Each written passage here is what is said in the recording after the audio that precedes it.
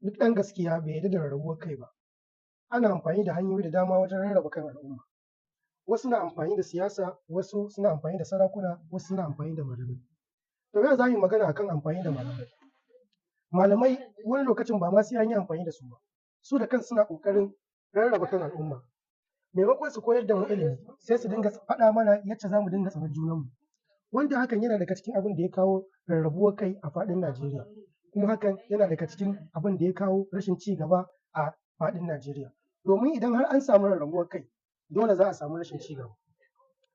Ku duba wannan malami yana magana akan cewa faɗan da ake tsakanin Isra'il da Iran wai shiri ne. Ko wa ya gaya masa cewa tunanin can da na nan iri ɗaya ne?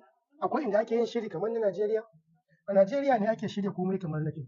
Yanzu ku duba yacce aka sa mana tsanar 'yan Shi'a. Sun bi ta duk yacce za su yi sun sa mun tsani 'yan uwanmu 'yan Shi'a. Mutane ne fa kuma suna da right ɗin su yi abin da suka ga dama. Amma an sa mun tsane su, ana kashe su muna dariya, ana kashe su kamar ana kashe ƙudaje. Wanda hakan ba daidai ba ne.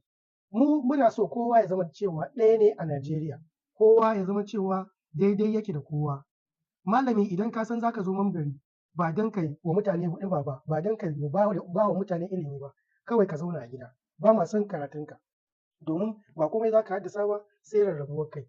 Mu 'yan gaskiya muna kira da duk wani malami don Allah ya taimaka ya ba da ilimi ba ya ba da fatawa ba. Ya taimaka ya ba da ilimi ba ya cusa mana ƙin 'yan uwanmu ba.